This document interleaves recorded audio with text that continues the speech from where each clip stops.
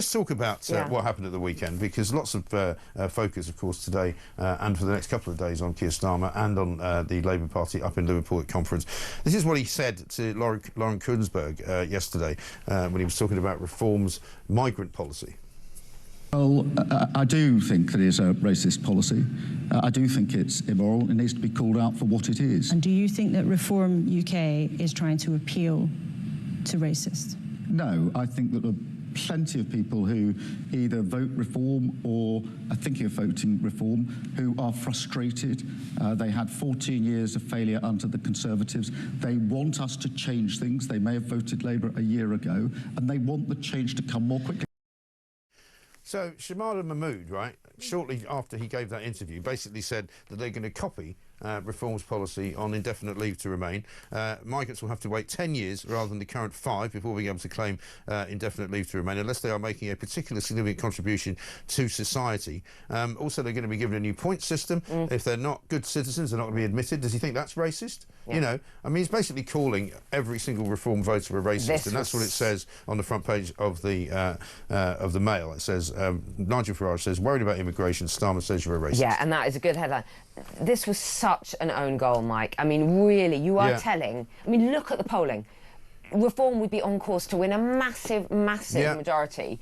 Starmer is absolutely the most unpopular leader ever. He is. That was breaking news yesterday, literally, in 50 years, in nearly 50 years, I think he's got the lowest approval rating of all time. The Chancellor is the most unpopular Chancellor ever. That's just his own party. That's just his own party. And he's called the British population racist. If you are worried about immigration, that's effectively what he's saying. This is going to anger... I mean, he couldn't have done worse. And then, as you say, the weird contradictions and the lack of clarity, it shows they don't actually have a policy. No. From his own Home Secretary, who is saying, the thing that worries me about what Shamala Mahmood is saying is she's saying, unless you're making a significant contribution to your community. Right. So she's sort of skating around this idea of, you know, giving back to your community. No, that's not what people want. It's not that you go out and you do a local bit of gardening, you know, in your local or whatever. work for a local charity. Well, that's what they'll because probably... that's what they think work is. Yeah. People who run the Labour government think that work has something to do with public sector and service. They don't think it's got anything to do with generating money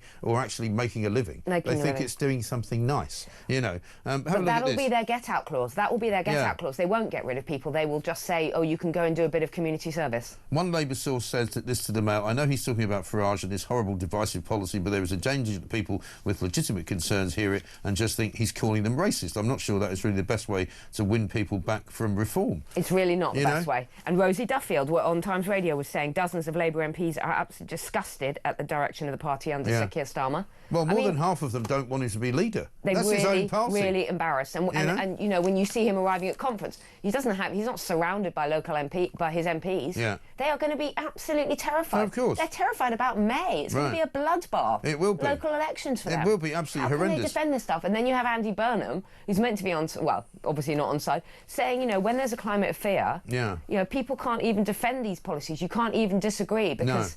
Because he punishes you. Because he runs the place like a Stalinist. I mean, that's what he does. Now, here's what Shamala Mahmood said. Foreign nationals who want to settle in Britain permanently will need a clean criminal record.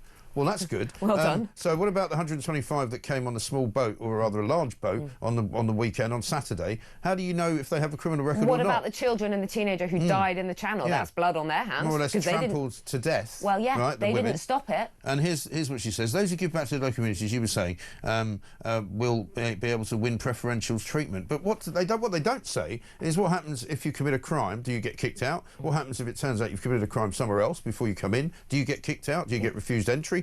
There's no coherence to any of their policies, right? Anyone seeking indefinite leave to remain in Britain should have a spotless criminal record, she says. Well, how do you know, looking at the people coming, who they are, what sort of criminal record they've got, what they've been doing, who they've been raping or murdering or stabbing? You don't know anything.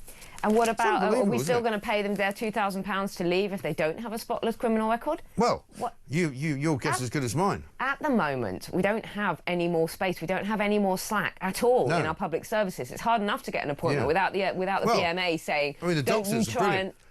This is fantastic. This is typical. This shows you exactly what the problem is with the NHS in this country, right? The British Medical Association says it will take industrial action if the government goes ahead with plans to improve access to online booking. So if you start helping the people of this country to actually get a doctor's appointment, they're going to go on strike. How outrageous to get a doctor's appointment.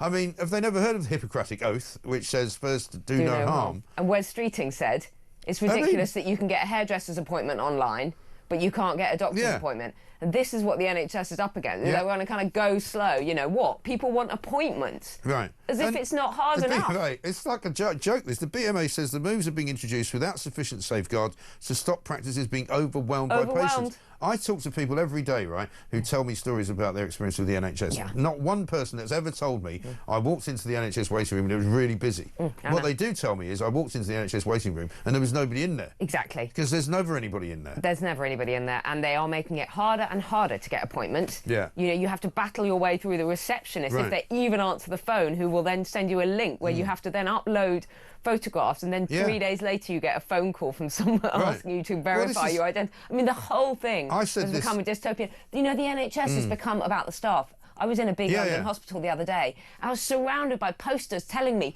to treat their staff with respect, and I just thought, it's since COVID. I thought, when did the NHS stop being about the patients? It was during COVID, and that's when I started saying, actually, they'd rather they didn't have any patients. They'd rather you just didn't bother them. You know, it's much better if you just don't go to hospital. Just don't go in. And I always quote my favourite sign that was outside, and I think it was somewhere like Rugby, outside. Somebody sent it in. It was a GP surgery in Rugby, and the sign outside says, "Please do not enter if you are ill." That's what it actually said. And I'm going, but it's the NHS. You're only going there if you're bleeding ill. Let's talk to Zia Yusuf, who's right here with us. He is, of course, head of Doge at Reform UK. Zia, very good morning to you. Good morning, Mike. This Labour government goes from bad to worse. I couldn't quite believe my ears yesterday when Starmer gave his interview to Laura Kuenssberg. First of all, calling Reform's policies racist, and then watching as his own Home Secretary pretty much copied all of it and said it wasn't racist at all. Then he turns out to have bought himself a donkey field for 20,000 quid, made £300,000 profit, and not paid any tax on it. What's going on? Well, look, I think that's an apt summary. Look, the British people, Mike, are sick and tired of having their legitimate concerns about immigration being dismissed, being belittled, of being patronised, and ultimately being smeared as racist. And I tweeted out yesterday that smearing people who raise legitimate concerns about immigration as racist is the fresh new thinking that Keir Starmer has become famous for. And that is why, by the way, he is the most unpopular Prime Minister, according to a poll that came out this week, on record. And when he made that statement, when he accused Reform of being racist, when he accused people who support the idea that migrants must pay their way and not commit crime in this country as being racist, look, he wasn't speaking to the voters. He was speaking to his own members at the conference, because there was a Survation poll this week where 53%, the majority of Labour members, want him to resign. They want him to resign. So look, Reform are the only party who are serious about saying British people deserve a secure border, who will uphold immigration law. And what we announced in terms of our ILR policy is very simple. We accept migrants in this country to pay their way, speak English, and not commit crime. The fact that that has driven this hysterical meltdown throughout the establishment, not just the government and Keir Starmer, but also a lot of the mainstream media, is just because they can feel their power finally starting to crumble around them, because the British people are waking up and they are no longer willing to fund a food bank for the world. Exactly right. But of course, then you read the front page of the Times today, which it says immigrants face a good citizen test to stay in the UK. Foreign citizens will have to volunteer in their community, have a spotless criminal record, speak English to a high standard, and be a net contributor to the economy to qualify for permanent settlement. Sorry, that sounds exactly like what you just said. Does sound familiar. Like I've heard that kind of a policy very recently. I can't think where I heard it, but this is the craziness of the situation. Ultimately, there are some people at Number 10 behind the scenes who do understand where the British people are on these issues, but the metropolitan elite who ultimately make the decisions and run the party, of which Keir Starmer is the shining, bright example, they look down on these views. They look down and sneer down the end of their noses at British people, ordinary people who say, look, those people listening to this program right now and on their way to work, who think, I'm struggling to put food on my own kids' table. Why am I being forced to fund tens of billions and soon hundreds of billions of pounds in welfare payments for foreign nationals? It's unacceptable. And again, it is that craziness. It is this totally inept, totally detached perspective that this Labour government has, not unlike the Tories. Why Keir Starmer's popularity? He is the most unpopular Prime Minister already on record, and why, frankly, it's unlikely that he's going to last much longer in that post. Yeah, and he's sort of flailing around now like a madman in a kind of the middle of an asylum. You know, they just take the straitjacket off and they're just kind of going, I know, let's build 12 new towns. I don't know, somewhere, there's one in Enfield there, there's somewhere, you know, let's talk to the housing secretary. He doesn't know how many houses they've built. He doesn't know where the money's coming from. He doesn't know when they're going to put spades in the ground. Then we've got Starmer saying he's not sure if they're going to put up VAT or not. They don't really know. They're going to give jobs to 18 to 20. I mean, it's literally like a drunk handing out money from his pocket. Yeah, and this is exactly the same behaviour that Rishi Sunak exhibited during the general election, if you remember. Yeah. He said, national service over here, completely ill thought out, took everyone surprised, or this random policy. This is what happens when you have politicians who don't stand for anything, who don't believe in anything, are unwilling to listen to what the British people actually want. I think your point about the housing minister, though, was fascinating, because we've now, for some time at Reform, been saying that the quality and calibre of cabinet minister the British people have been subjected to for the last few decades has been nothing short of atrocious. And that is why we're saying half of our cabinet around Nigel, if the British people choose to deliver the result of the ballot box where Reform have a majority and Nigel's the Prime Minister, half will be MPs, half won't be MPs. And whether they're MPs or not, they will be the brightest and best people in the country. And the idea that a housing secretary does not know how many houses have been built on his watch is one of the most unfathomable things to anybody who has ever been involved in or run a serious organization. And it is no surprise, therefore, that people listening to this program and watching it find it so difficult to even be able to rent a home.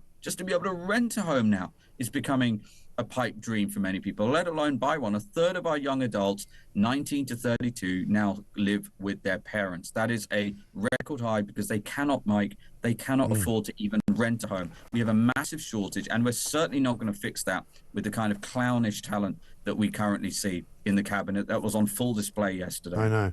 And what did you make of this business of the donkey field? I mean, we're making fun of it this morning because it is kind of comical, but at the same time, incredibly hard to believe that a highly paid lawyer who himself admitted that he had £20,000 to lie around when the average salary was 15, he makes a £300,000 profit. He doesn't pay any tax on it, as far as we're aware, either capital gains or inheritance tax. And it turns out that he says he didn't put it into a trust. Every single tax expert says that's exactly what he did. He couldn't have done it any other way. But Mike, you've got to remember who we're talking about here. We're talking about a man, as we learnt very shortly after he won the general election on the basis that he was going to be better than the Tories. This is a man who allowed a wealthy donor to buy his spectacles for him. Yeah. I mean, how many people listening to this program or watching this program would allow a wealthy donor to buy their designer spectacles for them? Allow the donor to buy him expensive designer clothes, buy his partner expensive designer clothes. This is a man who clearly is the metropolitan elite, who does not think that the rules apply to him. And by the way, what makes this even worse is that pretty much the only reason he won the election was on the basis of all the sleaze, of all the scandals from the Tories. And the only promise really that you could reasonably claim that he made in a meaningful way is that we were going to be better than that. And what he's ended up being is at least as bad, if not even worse. And look, we don't know all of the facts yet. And I think now what he's created is a much bigger, broader investigation from the media and from other people about what actually went on, whether that was a trust or not. Smart tax people on X, I've been reading what they've been saying, very well qualified tax people have been saying it looks like a trust, it smells like a trust. Keir Starmer saying it isn't a trust. He may well have opened up a can of worms for himself. Let's see. I think so. And finally this morning, let me just get Reform's view officially. I mean, Nigel Farage quoted this morning as saying that Keir Starmer's claim that the Reform policy is racist is an insult to the millions of British people who just want the British government to get a grip on immigration. You know, is Nigel likely to say more on that today, do you think? Well, we're going to keep saying the same thing. Reform will secure our borders. Reform will uphold immigration law. Reform believe British people, like all countries, deserve sovereignty over their nation, and that British people and their interests must come first. The fact that our policy, where we said we expect migrants in this country to pay their way, i.e. be a net contributor to the economy, to speak English and not commit crime, has elicited this insane, borderline psychotic, hysterical meltdown, speaks to the fact that we have lived through decades now of people running this country who lie to the electorate time and time again. Remember, British people voted time and again, whether it was Brexit, whether it was 4 consecutive Tory manifestos to cut immigration. And what happened? They got far more immigration. We are saying we're going to sort that out. We're going to be serious about immigration policy.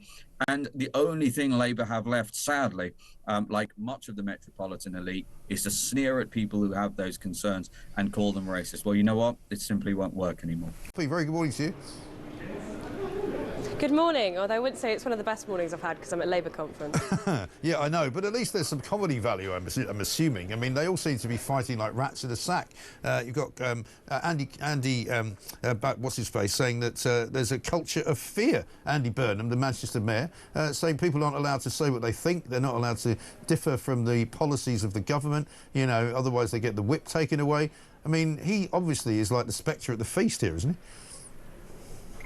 Yeah, I mean, as much as I like the idea of Keir Starmer as a kind of Stalinist apparatchik, you know, whipping people down for trying to speak their mind, I think the reality is that Andy Burnham has been very much on manoeuvres. And I've said it before and I'll say it again, you know, this is a government that's been in power for 14 months, but it's acting like the Tories did after 14 years in power.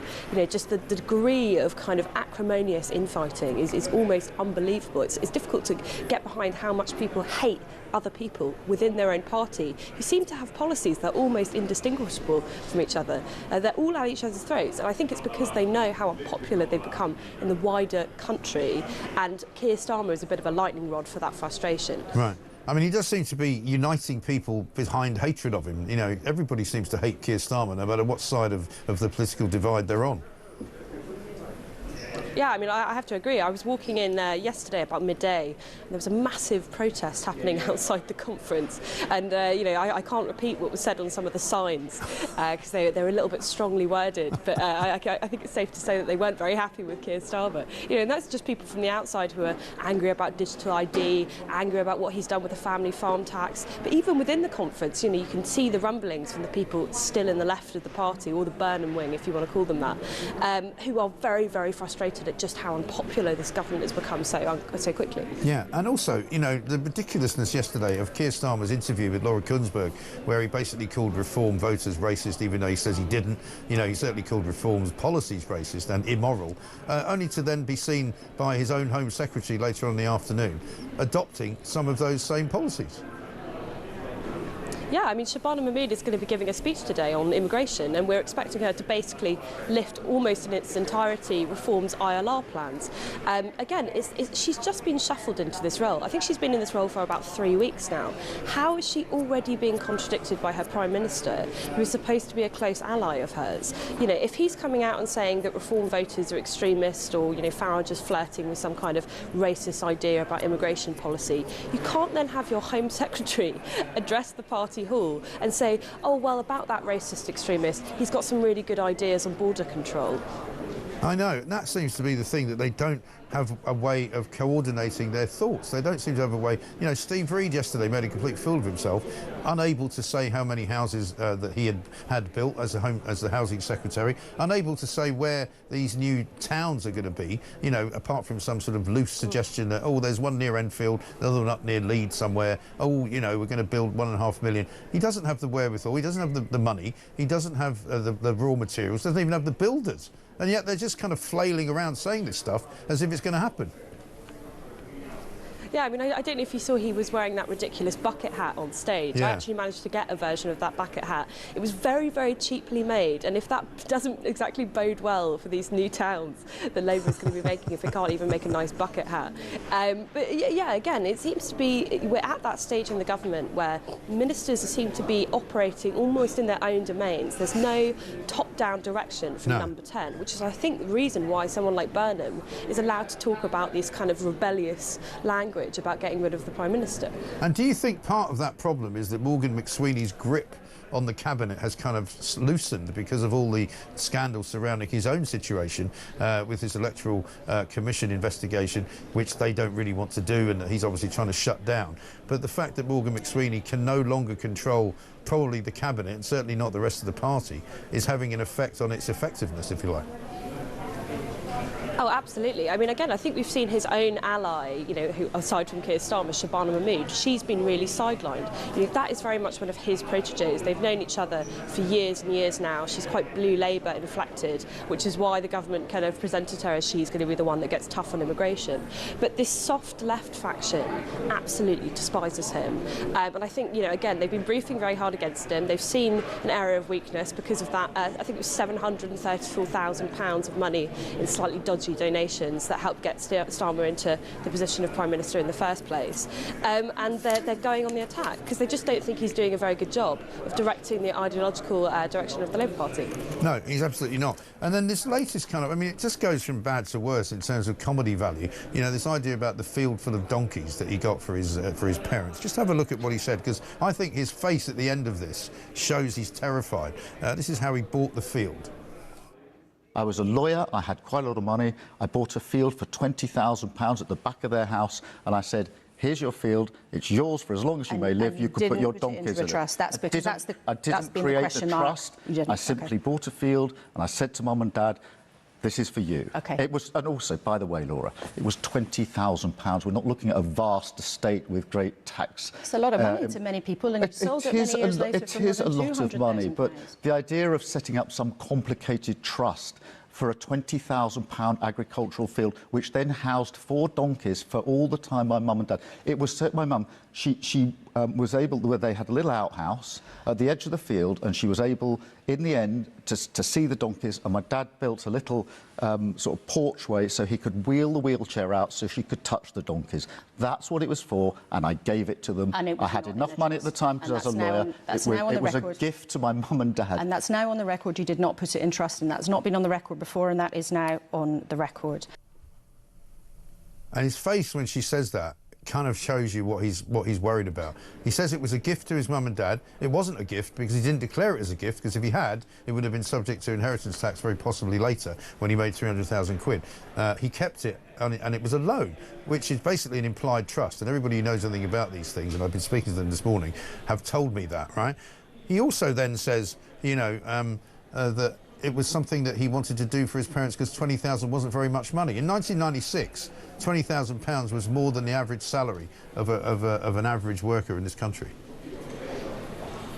I mean, it must have been a massive field. I can't kind of imagine how many donkeys there must have actually been on this field. 4 seems quite few. Yeah. I mean, this whole story, kind of Starmer's like, you know, he's exasperated. Like, why are you even bothering to ask me about this donkey field I bought for my parents? It's classic Labour. It's the same thing that Angela Rayner did. Yeah. You know, if you're going to propose rules for the rest of the country, you better be Mr. Squeaky Clean. Yeah. You would be acting exactly to the letter of the law. What you can't do is when a story does come out that raises questions about your propriety, you know, kind of throw your arms up in the air and go, why are you asking me this question? I just did a nice thing for my parents. Right. You know, that is not a good justification. No, and it gives away the fact that he's been a very wealthy man. Again, nothing wrong with that, but it's a hypocrisy of it, of asking everybody else not to avoid paying tax when he's clearly been avoiding paying tax. Yeah, and also coming after Farage, you know, a couple of weeks ago for him apparently, you know, buying this house in his constituency and trying to raise concerns over that. Again, it's like, don't throw stones if you're living in a glass house. You don't throw stones across your donkey field. And so, yes, of course he's going to be mocked for this. Of course people are going to be asking him questions about this. It is quite a funny story. It's a hilarious story. Just the donkey element alone is worth talking about. Well, this is why we're doing it. We've been playing donkey noises all morning. You know, people are saying to me, you know, what happened to the donkeys when he sold the field? You know, and the fact that he sold it in 2022 and made such a massive profit, you know, he must have sold it for some kind of redevelopment scheme, you would imagine, because you can't get that kind of money from just selling it as arable farming land. And so I think there's a lot more to come out on this one. Yes, exactly. And again, it's just Number 10 is having more stories starting to kind of leak out. I mean, I guess we could have seen the direction of the government from the very beginning with the Lord Ali, cash for dressing scandal at the beginning. They presented themselves as being not like the Tories, there's no sleaze, we're above it all. And lo and behold, they're not. I've spoken to a few tax lawyers who have explained to me what this kind of implied trust business is. Because when Keir Starmer yesterday or Sunday said to Laura Kuenssberg, I didn't create a trust in order to make this happen, he was sort of right in a way, but in a way he was also wrong, because I'm told that when you do what he did, that kind of creates a trust all of its own, kind of automatically. Yes, I mean, it completely depends on what the intentions of the parties are. If, for example, I give you something, it's a gift, and therefore it's yours. If I lend you something, if I let you borrow my car for a couple of weeks, it's mine. I've let you borrow it. But in law, if you split the legal title and what we call the beneficial interest, i.e. the right to use it in an unfettered way, then that creates a trust, whether you like it or not, to be honest. Yes, and that's the point. So he's being slightly disingenuous when he says, I didn't create a trust, because he must know, as a lawyer, precisely what he did. He must know that there was a reason why he didn't gift it to his parents, and he must know why there was a reason, instead of gifting it to them, he loaned it to them. And he must know also, presumably, the ramifications of that. Well, I mean, most lawyers, or most of us, will have learnt about this in law school, and bar school in Keir's case. As to exactly what the position was, you'd have to go into the individual facts of what he had discussed with his parents and what was agreed in order to tell whether a trust had been created or not. Right. Just because a trust has been created, then you go on to look at the type of trust it is and the tax rules, and then apply it to see whether, for example, inheritance tax, capital gains tax, etc., applies to whatever arrangement's been put in place. Right. Because what we were told was, if he had given it to his parents, or he had gifted it to his father, for example, it would have made his father's estate, which ended up being worth about 300 and something thousand, worth double that. It would have been worth 600 and something thousand, which would have then effectively made him liable for, in some form, an inheritance tax hit. But yeah, a lot of people have asked me, did he pay capital gains tax on it? And I don't know the answer to that. And what would be the rule on that? Well, from what I've read, he did pay capital gains tax on it when he disposed of it. In respect of the inheritance tax situation, obviously it's very complicated, because you can get inheritance tax banding passed from a spouse to another spouse, from a husband to a wife, for example, which can double your band, i.e. the amount that you don't pay. So that is something that is really quite complicated, and which obviously each situation you'd have to look at the rest of the estate, see what it's valued at, etc. Yes. And, I've got nothing against people, putting things into trust. I've got nothing against people protecting their assets from paying tax, as long as it's lawful. I just think that a lot of people were slightly shocked that, this government, which talks a lot about people who avoid tax being bad people, even though they're doing it legally, that they're also doing it. Well, yes. I mean, this government, in common with other governments, has really cracked down on what they see as tax avoidance, effectively, as opposed to tax evasion. Yeah. But the Labour government has been at pains to try to close any loopholes on tax avoidance, as far as I've seen. And if this is a tax avoidance measure, then it could be seen as somewhat hypocritical. Well, quite. I mean, I don't get to talk to very many cabinet ministers. They don't like coming on my show, but I can be for sure the next time I get one on, I'm going to say, is there any trust you want to tell us about? Because obviously we know about the Angela Rayner story and that trust, which was, perhaps slightly interesting in the way that she removed money from it in order to buy another place in Hove. And here we've now got the Prime Minister, who appears to have taken advantage of a trust-type situation. Perhaps, yes. It is fascinating. So, I mean, the bottom line, I suppose, is whether people are going to pursue this. I mean, we are, but obviously he spent many, many weeks ignoring questions from the Sunday Times, suddenly said on the BBC this. Let's have a look. I was a lawyer, I had quite a lot of money, I bought a field for £20,000 at the back of their house, and I said, here's your field, it's yours for as long as you may live, you could put your donkeys in it. That's because I didn't create the trust.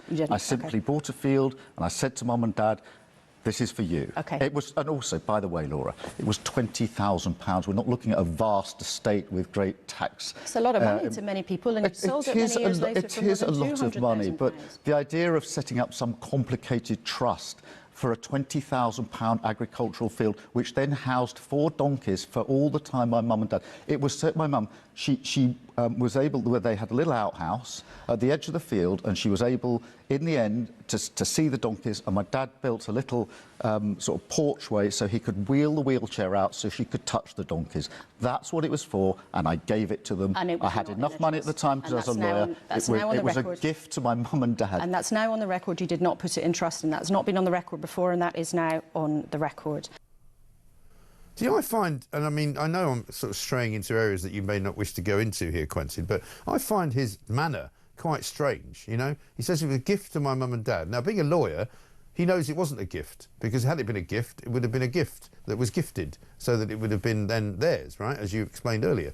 So why do you think he's so kind of inaccurate in the way that he refers to things? You know, the difficulty for me in that is that it seems at one point at the beginning he says, well, it's mine and I let them use it, which might imply loan. At the end he says gift, but then in the middle his language is more akin to a trust. I bought it, but they could use it for the rest of their lives, which implies a split of beneficial and legal interests. So from a lawyer's point of view, I'm none the wiser as a result of that interview. Right. And that's the problem, because, you know, as a lawyer, and I've known plenty of lawyers in my life, sometimes I've had to employ them for one thing or another, you know, they tend to be fairly exact. I mean, I'm speaking to you and you're being pretty exact with your words. You know what you're saying, you know what you mean, you realise what you're describing could be misconstrued if you say it the wrong way. He doesn't seem to have that kind of, you know, safety valve as a lawyer. He seems to say things which are clearly not perhaps correct. I suppose there's a difference between acting as a politician and acting as a lawyer. Yeah, I mean, people tell me, and I don't know what you know of your fellows in the business, but people tell me that when he was in charge of the CPS, he was more of an administrator than he was a litigator. He didn't actually do much litigating in court, and I've spoken to a couple of politicians who actually did work for him at the time as barristers, and he would instruct them, and they would go and take the cases on actually in the courts themselves, and he would sort of sit behind a desk and allocate those cases rather than be, you know, somebody who would actually get up and argue cases. Well, that's right. In his position, he wouldn't be able to, the sheer workload that he had, he wouldn't be able to go and litigate many cases just because of the sheer amount of things on his desk. But as I understood, I've never myself been in a case with Sir Keir, but his reputation at the bar was one of being an excellent silk and somebody who was very clear and concise, particularly in front of the Court of Appeal and the Supreme Court or House of Lords. He was known to be talented. Was he?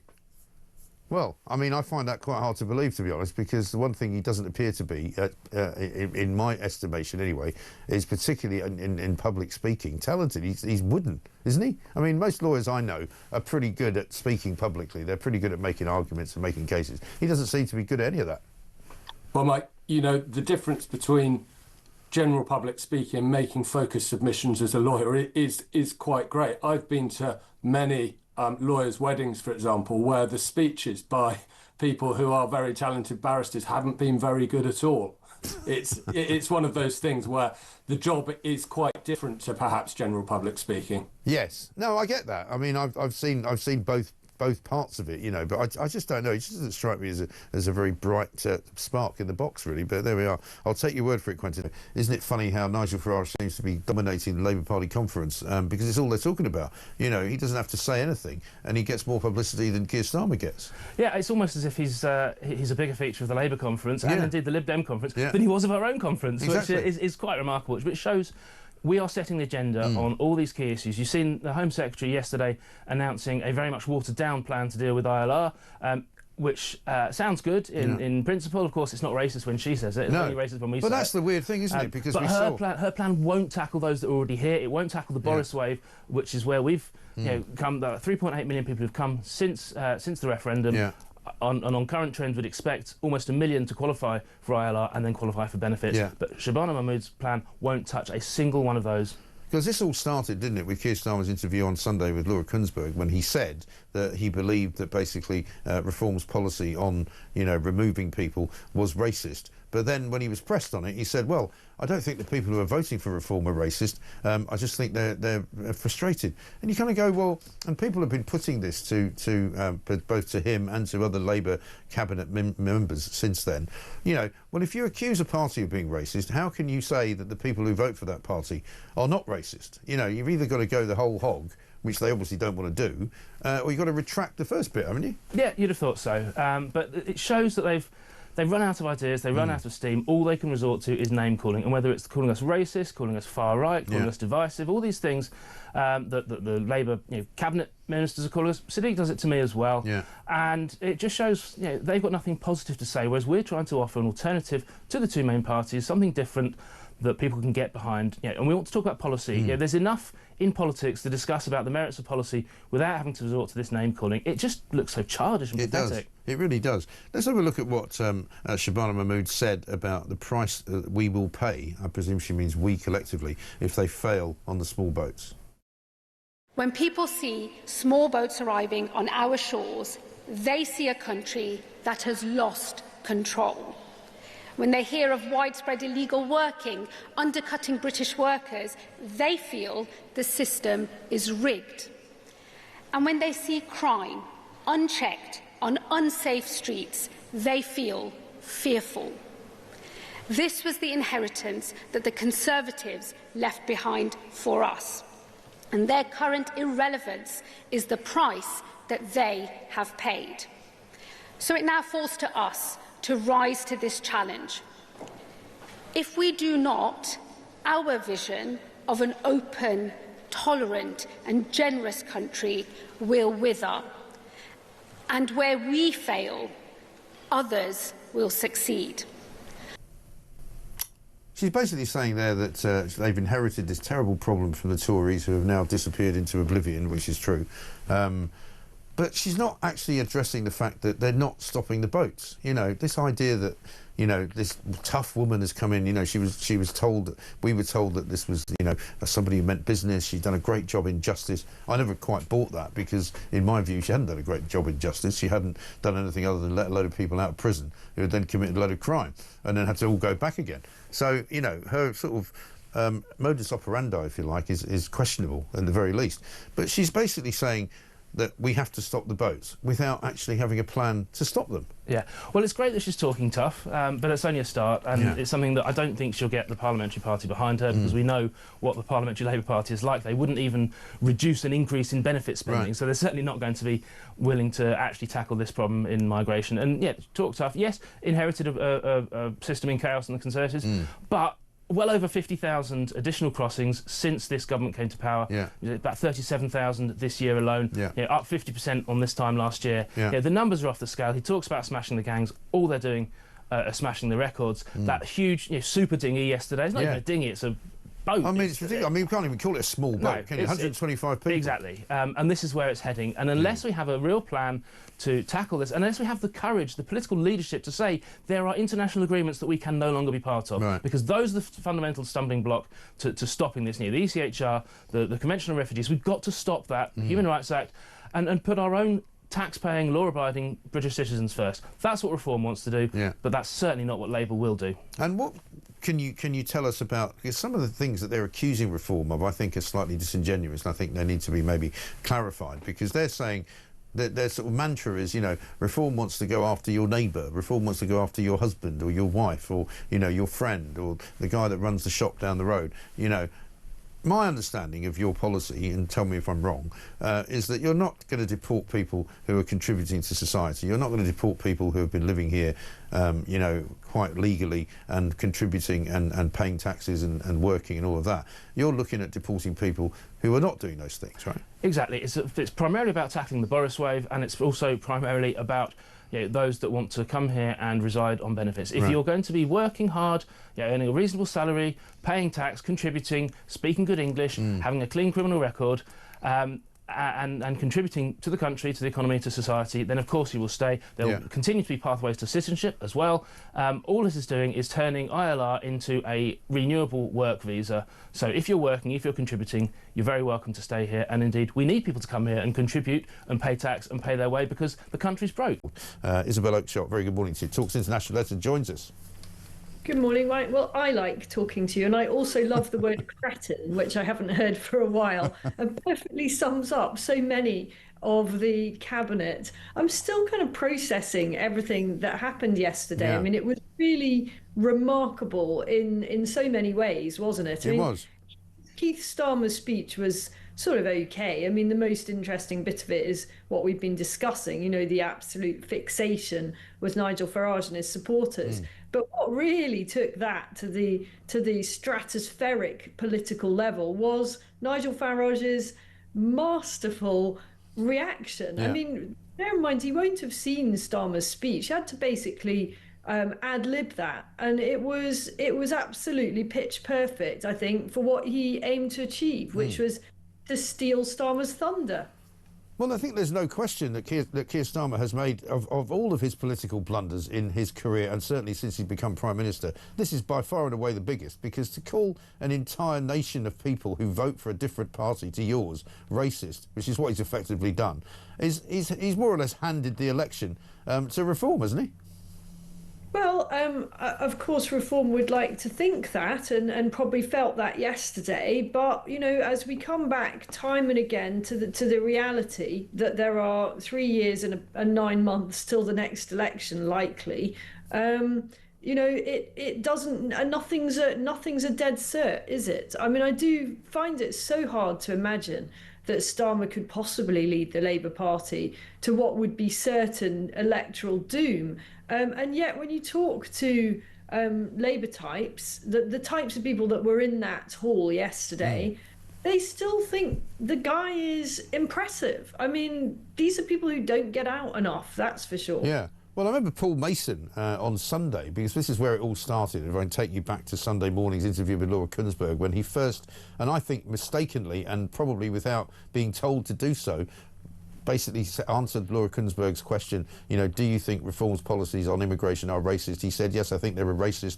and immoral. That was the beginning of it, right? Paul Mason, you know, that sort of sometime Labour candidate, sometime economics editor of Channel 4 and the BBC, and sort of general left-wing nutter, came out and went, I thought Keir Starmer was very impressive, fantastic, very strong, answered all the questions. And I'm going, are you watching a different programme? You know, it's absolutely unbelievable.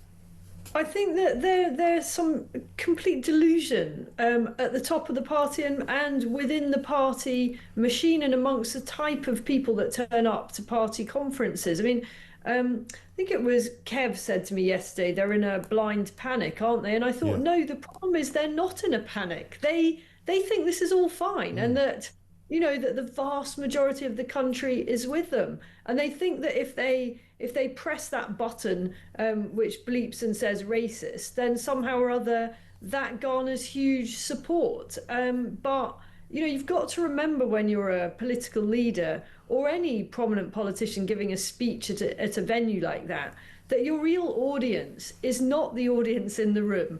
It's ordinary folk at home who are only going to listen to a clip of it. You know, you got to think, and they sort of know this in their heads.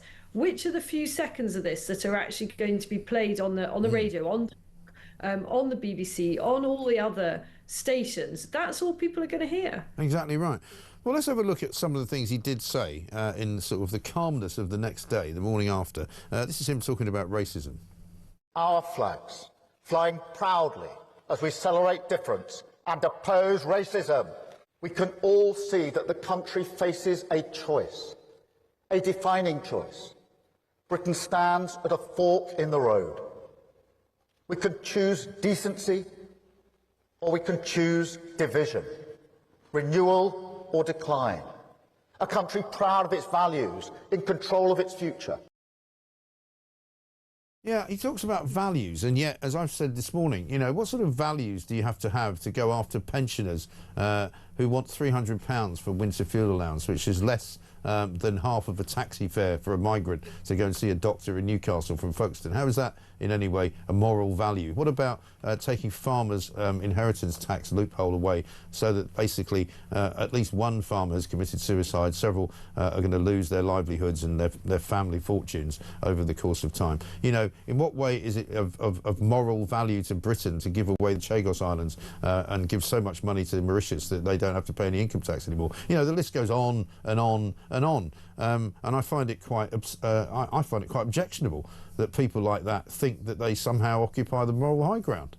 I couldn't agree with you more. I mean, I think the values are very questionable of prioritising outsiders, people who we have no idea who they are and what their background is, prioritising their needs over the people of our own nation, who have their heritage in the UK, have made a contribution one way or another, many of them all their lives. You know, I'm thinking about veterans, for example, that are so often to be found sleeping rough on our streets while migrants are in luxury hotels.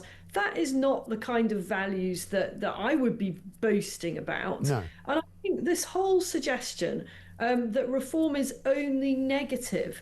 I mean, it's so easy to level that critique at a party that is continually highlighting Labour's own failings. It's not that reform doesn't love Britain, that Nigel Farage hates Britain and just is a counsel of despair.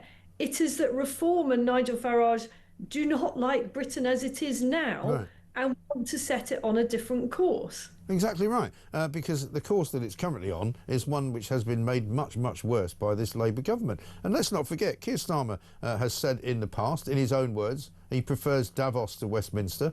You know, he's far more interested in a global agenda and the European Union. He would rather we were part of a European superstate than he is likely to want to have an independent UK. You know, how does that make him a nationalist? It doesn't. It makes him a man who doesn't really care about Britain and its borders. And it doesn't really care about its identity, it seems to me. It makes him a supranationalist. You know, this is somebody who is very, very comfortable among those left-leaning global elite. And, you know, this is Brexit all over again, with a hell of a long build-up. And if you actually think about the parallels with Brexit, you know, the Farage's very old party, it's been through multiple incarnations since it was UKIP. But UKIP was creating merry hell for the then Tory government back in 2013, 2014. That's why David Cameron offered the referendum. The reason I bring this up is I'm just thinking about timeframes here. So there was another 2 or 3 years before there was an actual referendum, and look what happened. So maybe that suggests to us that, you know, reform won't just blow up, it will continue building momentum, and certainly a few more speeches like that from our Prime Minister will only fuel the fire. Right. And as I've been saying this morning, you know, it's what they say in public gives you some impression of what they're like, but imagine what they must say in private. Have a look at what Shabana Mahmood had to say yesterday about Nigel Farage. Do you think Nigel Farage is racist? I think that Nigel Farage is actually almost worse than that. I think he knows exactly what he's doing. I think he's being extremely cynical. He knows that with some of the policies he's put forward, which are on indefinite leave to remain, for example, immoral and, in my view, extreme, he is sending that dog whistle to every racist in the land, but he wants to retain some respectability for himself whilst he does it, and that's what we're challenging. Do you think he is racist himself? Look, it's for Nigel Farage to explain who and what he is. I'm saying I can see that behaviour. No, I can see. I can see the behaviour that he's indulging in, and I'm calling it out. So she thinks that it's her, you know, a duty, if you like, to call out his behaviour, which she says is worse than racist. I don't know what worse than racist is in her mind, but she's the Home Secretary of this country. I mean, don't you cringe at this expression, calling it out? Yeah, I know. What is that all about? Right. She was quite clearly saying, you know, she didn't want to use the words, and I don't really know why, because she was saying he's worse than that. But I think this just reminds us that this supposedly hard-as-nails Home Secretary doesn't subscribe to the agenda for sorting out our immigration crisis that is being put forward by reform. Even though she's trying to ape it, she's trying to pretend that she's on that side. I just don't really believe she is. I mean, this is somebody who's been on the beaches of, I think it was Lampedusa or somewhere Greece like or something, wasn't it? Yeah. You know, saying welcome refugees, you poor things. Well, yeah, you know, some of them are poor things, but that is not the kind of attitude that is going to grip our own catastrophe. No, exactly. And we've seen Lucy Powell in the past, who's about to become the new deputy leader, which is going to put more pressure on Starmer, by the way. So if he thinks he's done all right by getting a few standing ovations in conference, you know, the troubles are going to come his way very soon. Lucy Powell had to resign as a result of some of the things that she said, not least accusing Tim Montgomery of using dog whistle politics when he mentioned grooming gangs. I mean, you know, how about that? I mean, what happened to the AI conversation from Friday? You know, they obviously launched into that because they were worried that that the Morgan McSweeney story is spinning out of control. They were worried about the donkey sanctuary story spinning out of control. They suddenly announced this ID card situation, which wasn't even mentioned in the speech yesterday. Gone very quiet, hasn't it? Gone very quiet. He's also, you know, he's gone very quiet on the grooming gangs inquiry, which was meant to be being done. You know, they talk about fairness, but obviously they don't mean fairness to everybody. They mean fairness to the people that they approve of. Lucy Powell said quite openly on a TV programme some months ago that immigrants and illegal migrants have more rights than we do. Yeah, I remember that. It's all incredibly depressing, isn't it? And I just don't know how much damage is going to be done by these policies in the time that they've got left in power. I don't think a change of Prime Minister will make anything any better. We've got this horrendous budget looming. They're all over the place on some of this stuff. You know, you mentioned ID cards. I'm going to stick my neck out right now, and I actually said it a few days ago. ID cards is not going to happen. I agree with you. Totally agree. I'm not aware of any policy that garnered that many, however many million signatures it is, on these Downing Street petitions. I don't know how many we're up to. Do you? I think it's close to 3 million. I think. Yeah, I've never known that happen with the policy. I just can't see that they're going to be able to press ahead with that, because what they'll get is mass civil disobedience. Now, you know, I've got my own views on how ID cards can be useful, but I've always said not under this lot. You know, give these people a little bit of power and they just cannot help themselves. They always overreach. Yeah. So that's not going to happen. It seems that putting VAT on private healthcare is not going to happen. I mean, thank God for that. You know, that was. Let's not forget, that was on the front pages of the papers yesterday. Somebody flew that kite, didn't they? They did. And quickly pulled the kite back in because it is clearly insane when you've got a struggling NHS to punish people that out of their own pockets pay not to use it. What kind of politics is that? It's bonkers. I'm going to finish up with my favourite picture of the day today. I don't know if you've seen probably a hard copy of the Daily Mail today, but on pages 8 and 9, if you look closely, there's a picture of Lord Ali, who's back at conference. And if you look closely, he's wearing a pair of blue Adidas shoes with 3 white stripes. And then there's a picture of Keir Starmer with his wife wearing the exact same shoes. No. I mean, you could not make this stuff up, right?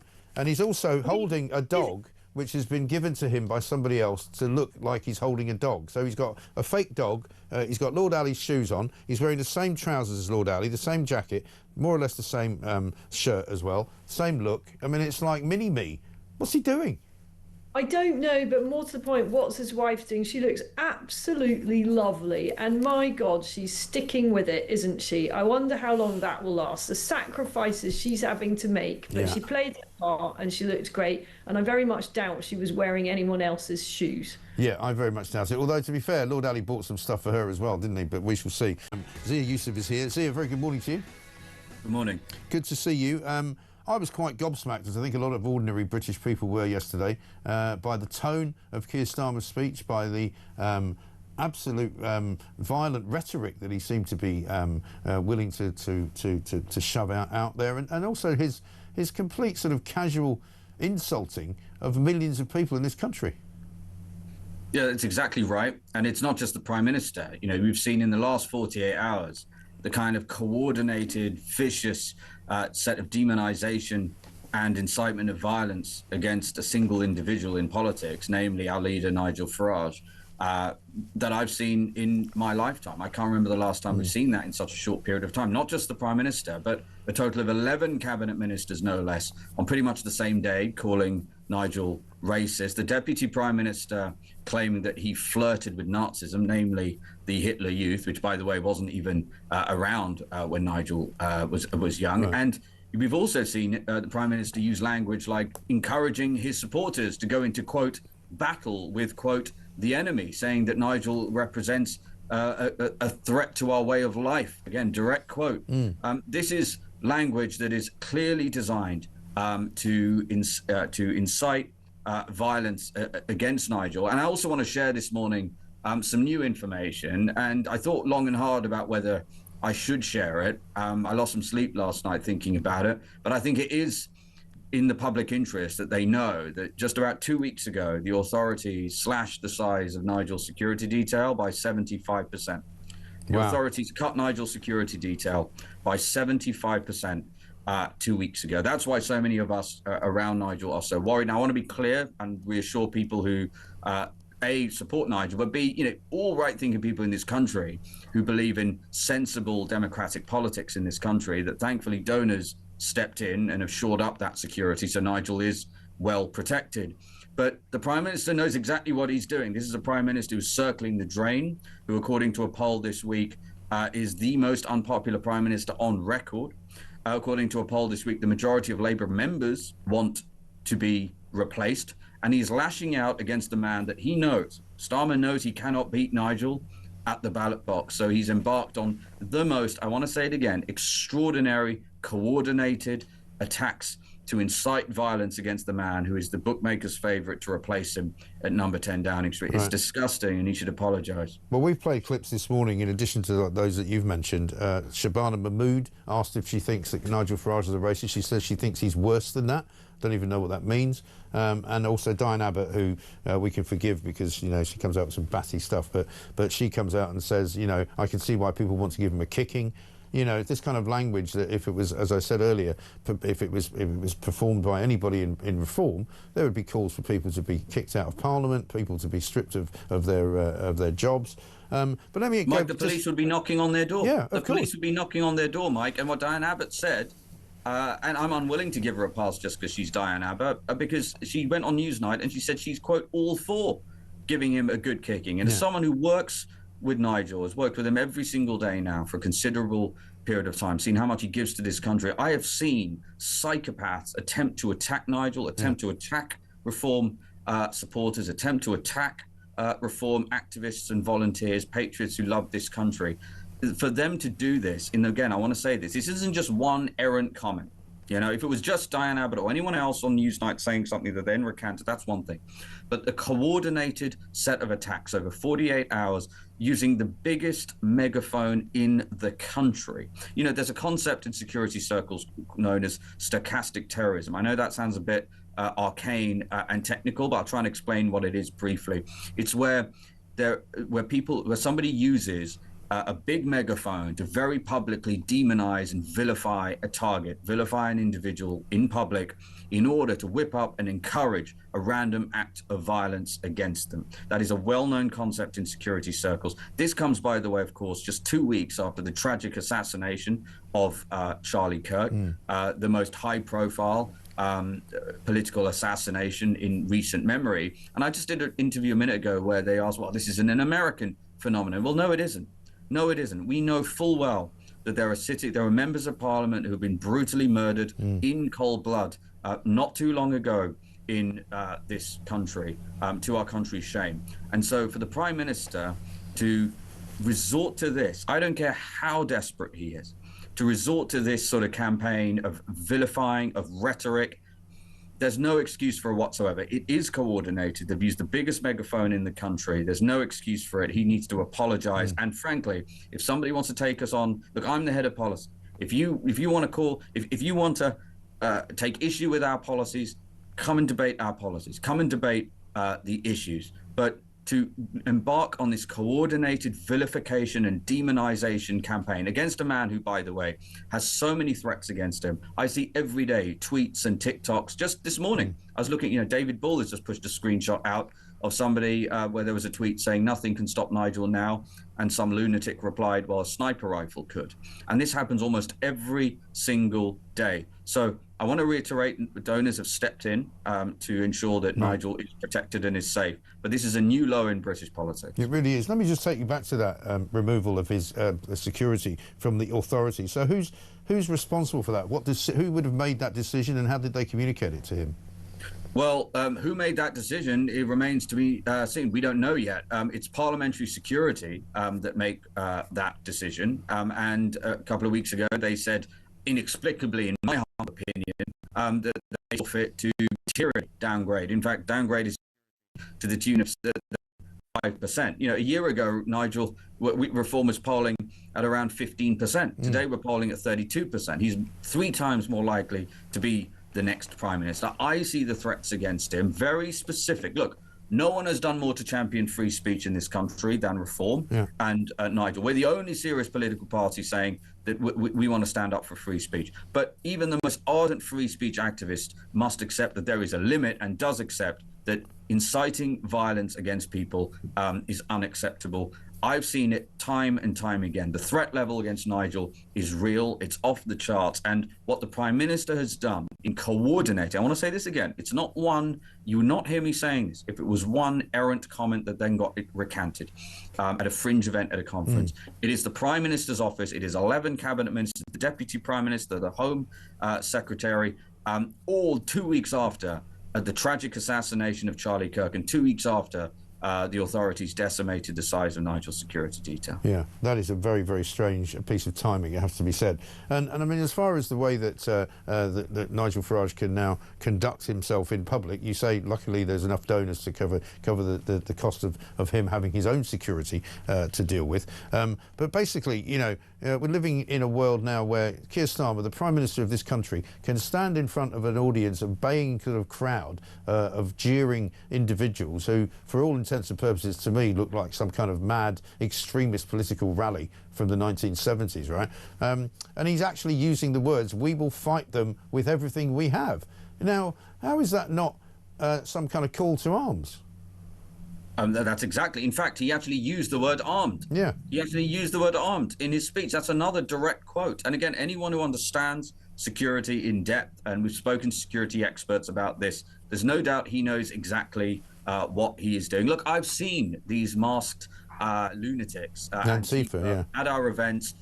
You know, from what we can tell, it looks like it was an Antifa member or sympathizer who was the assassin of Charlie Kirk. And look, we know extremism does exist in this country. And I want to reiterate, this isn't some fringe political party. This is the Prime Minister of the United Kingdom, a supposed human rights lawyer, flanked by supposedly great people. And yet they've come out one after the other, 11 no less, to call Nigel racist, to call Reform voters and supporters racist. And as you said, Shabana Mahmood, the Home Secretary, said that he's worse than racist. You said, perhaps charitably, you don't know what that means. I know what that means. Well, we know, you know, if somebody is constantly comparing somebody to Nazis, to fascists, again, not debating us on the details of the policy or the merits of the policy, absolutely going after the individual themselves. They know exactly what they are doing. And the fact that this has come, as I said,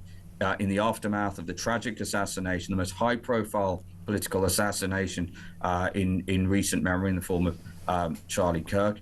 And also, as I said, just a fortnight after the authorities materially downgraded Nigel's security, I'm afraid there's no excuse for it. Keir Starmer needs to apologise. Let's talk to Richard Tice, MP, of course, for Reform, Deputy Leader as well. Richard, very good morning to you. Well, it's morning. Whether it's a good morning, given everything that's going on, is once again a matter of debate. But isn't it interesting? I mean, Starmer's now, frankly, panicking. He's sort of shuffled off to his favourite place, Brussels. Yeah. Talk with a whole load of bureaucrats about, frankly, not a lot, as he takes cover from the carnage left behind after his, frankly, outrageous speech, when he literally said, words are not enough against Reform, take up arms for action. I mean, if that's not a licence to his nutters, Antifa and the far left to be violent, I don't know what is. It is really extraordinary that he said those things as the sitting Prime Minister of this country. You know, I said this 2 days ago, Richard. I don't know if you were able to hear what I was doing then. But, you know, for a sitting Prime Minister to be so brazenly threatening and so irresponsible in the encouragement of violence against fellow, Democrats, I find quite astonishing. And I wonder why the police have not actually been knocking on his door and saying, excuse me, you seem to be inciting a bit of violence, Prime Minister. Well, you're quite right, but of course we know the answer to that because you've got two-tier policing and two-tier justice under two-tier Keir, and they're all in it together, the leaders of these various elements of the establishment, and, frankly, it's terrifying when you've got a Prime Minister calling for his supporters to take up arms. You've got a Deputy Prime Minister lying about Nigel and just a whole load of nonsense and then coming on and having to apologise for it. You've got multiple cabinet ministers, frankly, libelling and slandering Nigel. I mean, it's a very bad place to take a once highly respected democracy. We are heading down the plug hole under this bunch, and it's pretty terrifying, actually. Isn't it funny, though, that they seem to be playing the Democrats' playbook from 2020 and also from 2024 and also from 2016, where the Democrats in America tried to label Donald Trump as a racist, tried to label Donald Trump as a fascist. I mean, even now they're still doing it, saying, what Donald Trump wants to be is king of America and what he wants to do is stop all elections and not have any more. And they're following that path, even having seen the fact that it backfired spectacularly in America and people who had common sense voted for what they saw was freedom and Donald Trump. Well, that's right. And obviously, you're seeing with Starmer, he's just lashing out all over the place, utterly desperate. I thought it was interesting that Dan Hodges basically says that was his last conference speech. Yeah. That may well turn out to be the case. We are absolutely determined to give an electoral thrashing to Labour at the ballot box next May. And then hopefully that'll be the end of him. What replaces him, who knows? But at the end of the day, we're all getting poorer under this lot. But we are having an influence on certain other areas. There is some good news. The Labour Party now talking about making it harder for dependents to come and join people who've given asylum in this country. That's a good thing, making it so they say. And then we've also got the Tories, who just a few years ago introduced Net Stupid Zero, now admitting it was a terrible, catastrophic error, and they're going to scrap it. So once again, Reform are leading the way on all these policies, and that's the optimism that your good listeners and viewers need to take away this morning, Mike. Yeah, and they do take it away, and they love it, and they love the fact that there are very few places where they can hear the likes of yourself talking, without being interrupted, talking without being contradicted, talking without being questioned and kind of vilified and pilloried as if you're some kind of maniac, because the normal people of this country agree with much of what you say. And a very disturbing story this morning in the Telegraph, written by Gordon Rayner, a very important guy there at the Telegraph, associate editor, saying the Labour Party is facing questions now over alleged payments to journalists and influencers to post social media content that criticises Reform UK. I mean, if you didn't know what you know and what I know about the way the media works in this country, you'd be staggered. I'm actually not staggered this is going on. I'm sure it is going on.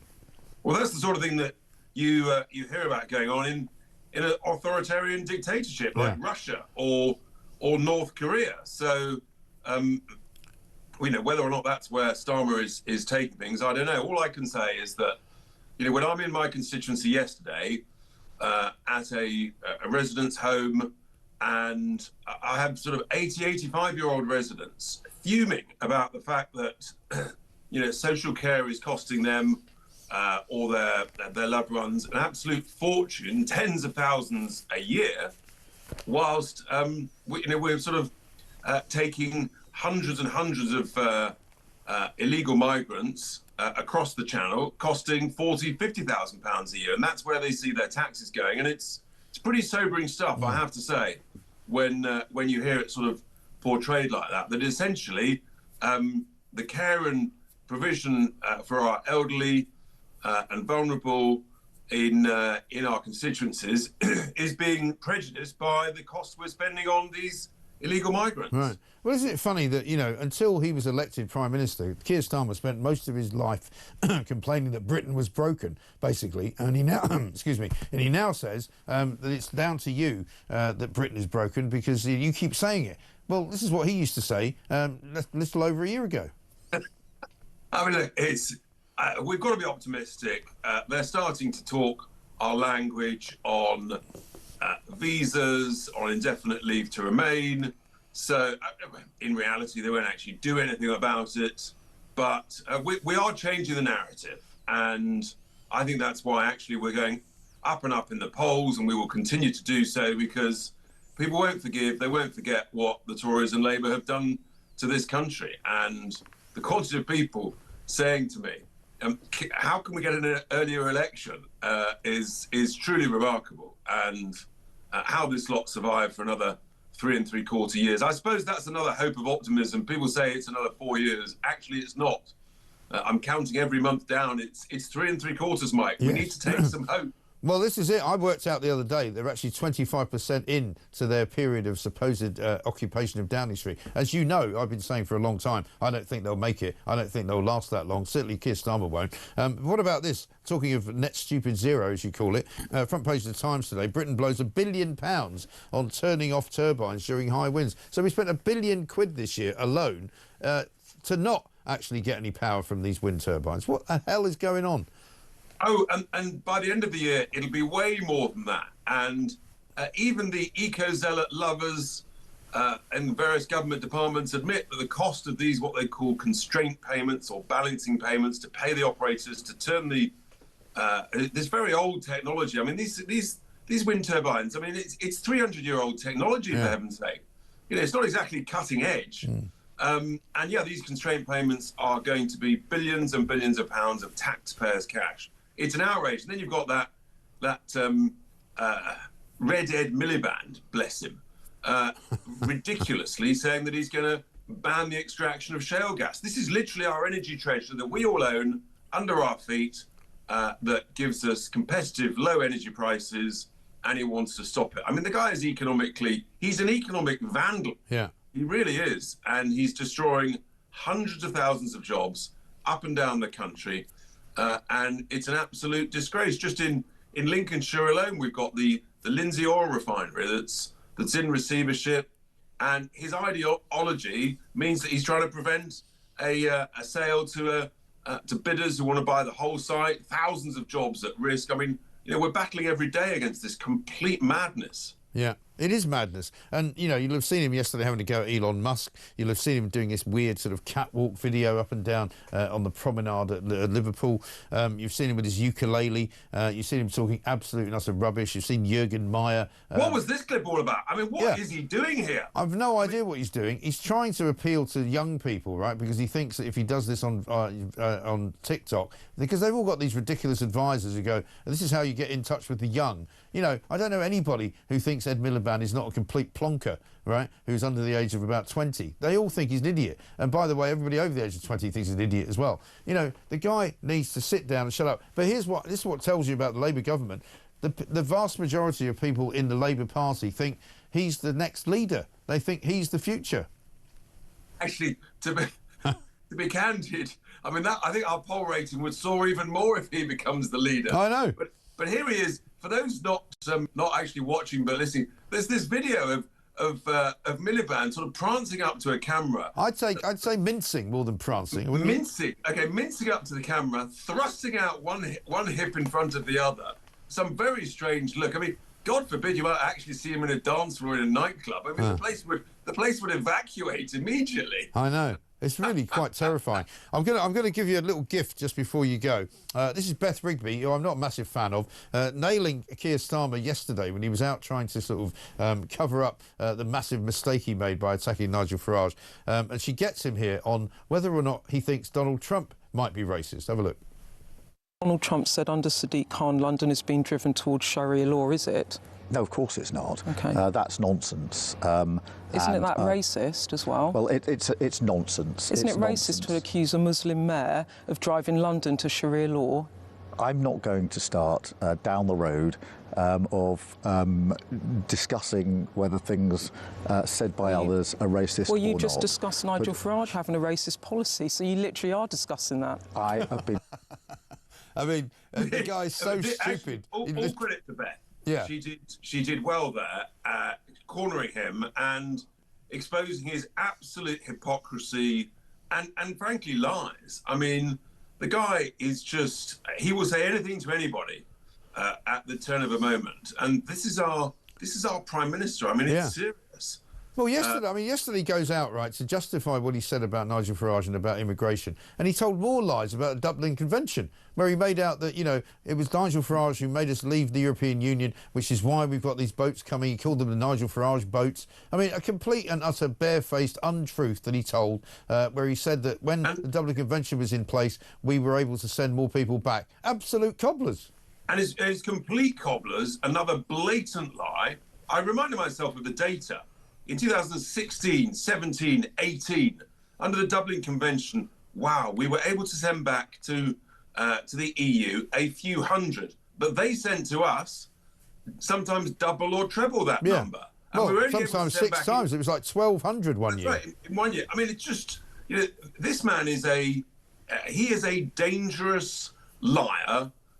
And a threat to our democracy, the way he's behaving. He's not fit to be Prime Minister, and the sooner he's gone, the better. And then we can have a laugh at Mr. Miliband mincing his way into Downing Street.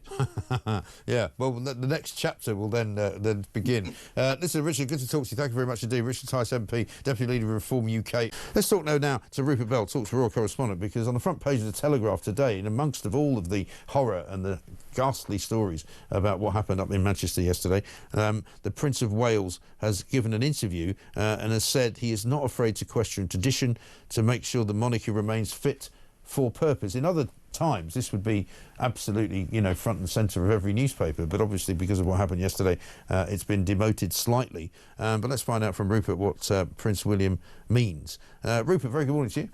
Morning, mate. So, I mean, obviously a very sad day today as we take account of what happened in Manchester outside the synagogue yesterday. But this is quite a significant interview that Prince William has done. He's done a documentary, I think, with a guy called Eugene Levy. Yeah, Eugene Levy runs, well, he's a very successful actor, comedian, part of a series called Schitt's Creek. I hope I pronounced it right. Yeah. And then he's got a docu-travel series called The Reluctant Traveller. And within this programme, Prince William has given a very laid-back interview, sort of chewing the fat, basically, with him about life. And part of it is, how does he see the future role of the monarchy? And look at some of the things he says. This is him talking about his grandmother. Your grandmother? She had horses here as well, as you can imagine, was a big deal for her. He's obviously missing his extended family. He was very close to the Queen, Elizabeth II, and of course Prince Philip as well. And he also says something about his family can sometimes overwhelm him. Is he talking about Harry there, do you think? Well, I think there's a lot going on. I mean, he's not only his father and wife's diagnosis of cancer, and he described 2024 as the hardest year of his life. I think it basically reflects the whole nature. There's a lot of family problems for him, and one of the big problems for him is where's his support network when his generation of royal sort of supporters, whereas the king has obviously got his sister, he's got the Duke of Edinburgh, and he's got others around him, and obviously his son. So that's the big problem for him. He does feel that when the older generation go, he's going to be ploughing a lone furrow, and I think that's part of what may be overwhelming him. There's also, the Harry and the Andrew issues are all something that add to the sort of worries for not only him, but for his father as well. So it's not a straightforward job. So I think he is a cerebral man. And I presume there's a final clip here of him arriving on a scooter to see Mr. Levy. Prince William on a scooter. So when are we seeing this, Rupert? Well, you can see it. It's on one of the streaming networks. Okay. So that's why I think it's Apple Plus. I think, but I mean, this is so that's where you can see it. But I think Graham would have been given a final say-so and approval back home here, just to make sure that there's no foot in mouth moments. But I think it was William's very guarded and very sensible, and never actually tries to say anything that would put him in hot water. No, indeed. Let's talk to Robert Jenrick, Shadow Justice Secretary, who joins us now from College Green down in Westminster. Robert, very good morning to you. Good morning. Thank you very much for being here. It's a very sad day, obviously, but in some ways people are saying to me this morning an inevitable day, given the way that this country has been going in the past recent few months and maybe the last 2 years since the October 7th attacks in Israel, because this government has allowed, and maybe even the previous government, allowed these protests to go ahead without any kind of fear of reprehensible punishment of any kind, without any fear of being arrested for chanting ghastly anti-Semitic chants. Well, look, these were gut-wrenching attacks by this absolutely vile animal, this monster in Manchester. And my heart goes out to the victims, their families, and the community in North Manchester, as well as British Jews across the country who today will be feeling lonely and fearful. And we've got to say to our fellow British citizens, British Jews, that they are not alone, that we're going to stand with them. But you're right to say that it's not just about fine words, it's about action. We've got to root out anti-Semitism and extremism, and let's be frank, Islamist extremism, wherever we see it. And that has been allowed to grow and grow among us in recent years, particularly after October the 7th, as that means zero tolerance on it. Make sure that when the police see people valorizing Hamas or Hezbollah on the streets, arrest them. Make sure that you can't shout jihad in London and get away with it. Ensure that if people are here on visas who are displaying, frankly, anti-British sentiment, that they are deported, removed from this country, never to return. And that each and every one of our institutions, universities, the NHS, charities, where we're seeing anti-Semitism and extremism, actually take action now, root it out, because this is anti-British. We cannot allow this in our country. I mean, we've got NHS doctors, Robert, who are quite happy to be seen on social media, making the sign of the slit throat at Palestinian protests, and yet they still work in the NHS. We've got Shabara Mahmood this morning telling everybody who asks her that she's powerless to ban the Palestine Action protest this weekend. Well, how is she powerless? She's the Home Secretary. Palestine Action is already a prescribed organisation. How can she not stop it? Well, a prescribed organisation should not be organising rallies on the streets of our country. There are powers to take action and ensure that never happens again. And look, these protests that are planned for this weekend, I would just send this message to the people who are organising them. For goodness sake, show some basic human decency. Yeah. Allow issues to grieve this weekend without fear or worry. Be normal human beings and just think about your fellow British citizens for once. But hear about this, right? Yesterday evening, the Metropolitan Police put out a statement confirming that the same marchers who are about to march around this weekend had just violated the Public Order Act. They'd assaulted police officers, created major disruption and precipitated 40 arrests. I haven't heard from Keir Starmer today talking about these awful people attacking the police like he does any time it happens when there's a march that he doesn't agree with. Where's Keir Starmer today? Yeah, I thought what happened last night was disgusting. So disrespectful that you had people out on the streets in Manchester, for goodness sake, and other cities across this country. They should have stayed at home. It was totally disrespectful. And in London, you saw it straying into violence and disorder, dozens of arrests being made by the Metropolitan Police. That's a total disgrace. Yes, politicians, including the Prime Minister, should call those individuals out. And the point you made a moment ago about that doctor, that really does need to be restated. I mean, there was a doctor last week where the NHS allowed her to continue to practice, despite the fact that she had said that the Royal Free Hospital, a hospital in London, was a cesspit for Jewish supremacy. And she had said that she refuses to condemn Hamas for the October the 7th attacks. Well, that woman should be sacked on the spot, no questions asked. And the fact that supposed senior leaders in the NHS chose to turn a blind eye to that, I mean, that's shameful. It really is shameful. Every institution in our country needs to step up now and take a long, hard look in the mirror about how they are treating these individuals, these extremists in our midst. And at the end of the day, Robert, we have got this problem in this country because I'm afraid an awful lot of people from the Middle East are now living here. And these are the people who are perpetrating an awful lot of this violence against the police. I know there are left-wing sort of agitators as well who are homegrown. But there's an awful lot of people who are pro-Palestine on these marches who are from countries in the Middle East who have now come to live here and who are basically fighting out their own internecine wars on the streets of Great Britain. You know, the Israeli Foreign Affairs Minister Gideon Saar quoted this morning in the Telegraph saying the truth must be told, blatant and rampant anti-Semitic and anti-Israel incitement as well as calls of support for terror have recently become a widespread phenomenon in the streets of London, in cities across Britain and on its campuses. He's absolutely right. Look, we should be honest about what's happening in this country. There is a minority of Islamist extremists who are posing a very serious risk to the public. Look at almost all the incidents that have happened, the terrorist incidents over the last 25 years. Almost all of them have been Islamist extremists. Look at the caseload of MI5, our security service. It's 80% Islamist extremism. Let's have an honest debate about what's going on and then take action. Make sure the Home Office programmes like Prevent, which are supposed to be bearing down on this, are as robust as possible. Deport the people that we can who have these anti-British sentiments. Get them out of our country. Make sure the police are arresting people who are valorising Hamas and Hezbollah and the Houthis, Palestine action on the streets of this country. That is what we've got to ensure. And yes, when it comes to immigration, we should be honest that we have imported people into our country over the last 25 years, many of whom are from countries that have, frankly, medieval attitudes, attitudes towards women and girls, and yes, where it is prevalent, anti-Semitism. And that is wrong.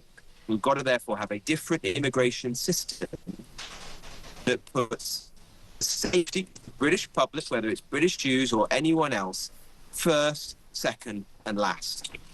Yeah, absolutely right. Couldn't agree more.